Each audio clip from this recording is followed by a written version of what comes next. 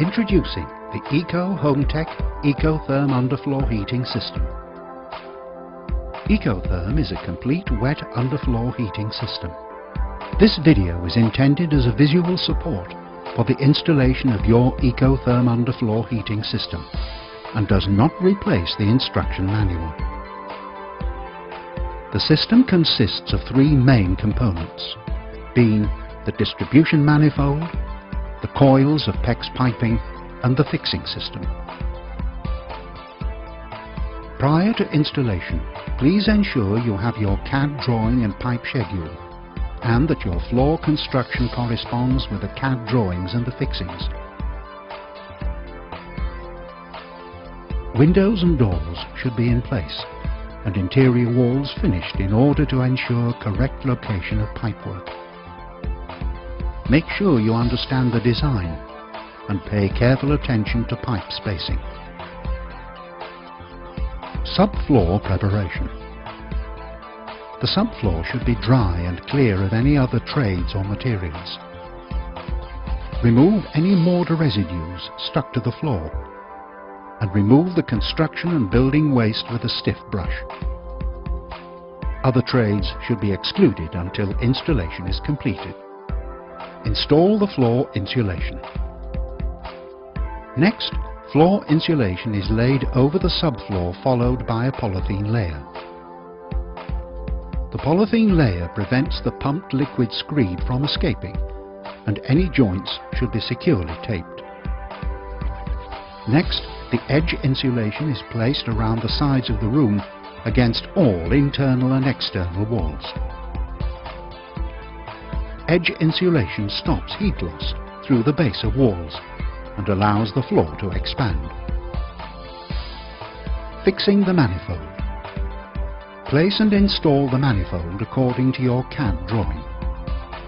Generally, the manifold is mounted 600 mm above the floor and should be level.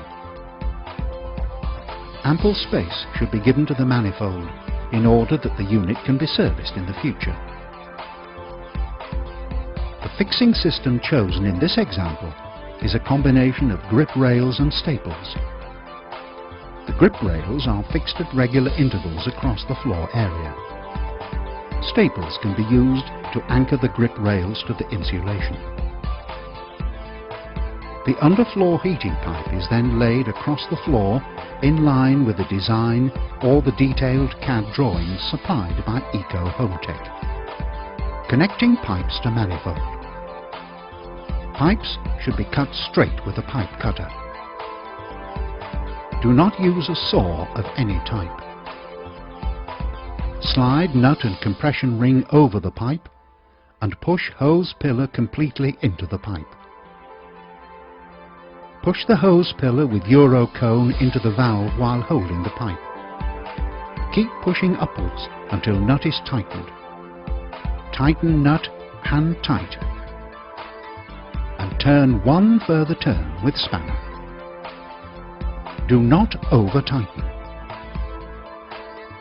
Filling and pressurizing the system. Close the isolating valves on manifold. Connect hoses to the filling and drain point on the manifold.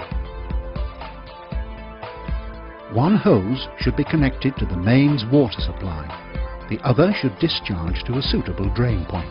Make sure all the plastic valve caps are in the closed position by turning them clockwise. The flow meter valves, flow rail, will be closed as supplied. Next, turn on the cold water supply tap. Open valves on drain point and fill point by turning in the direction indicated on the valve. Open the first valve cap fully by turning anti-clockwise. Open flow meter valve on same circuit by the following procedure. Unclip white plastic flow meter cap from metal base with the aid of a flathead screwdriver and lift up slightly.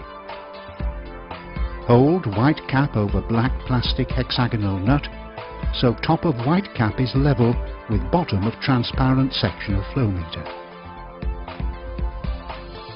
Turn white cap anti-clockwise, so black nut and black plastic base of flow meter valve turn with it. Flow meter valve will move upwards and will open after about 5 full turns. Water will now flow through circuit. Click white cap back down on its metal base. Air vent caps need to be unscrewed to allow air to escape. Let water flow around circuit until there is a continuous flow of water through drain pipe with no air bubbles. Close circuit by turning turn button return rail clockwise as far as it will go. Flow of water should stop immediately. If not, there is still air left in pipe. Repeat process until all circuits are filled and vented. Once all circuits are filled and vented, open all turn buttons so that water is flowing through all circuits. Close valve on return rail drain point and let pressure build for a few seconds before closing valve on flow rail fill point. Pressurizing the system. Now that system is filled, it needs to be pressurized to 6 bar in order to test that it is completely sealed. Pressurize system to 6 bar using a Rothenberger pump or similar connected to the fill point. Leave for 10 minutes. After this time, pressure should have dropped by no more than 1 or 2 bar.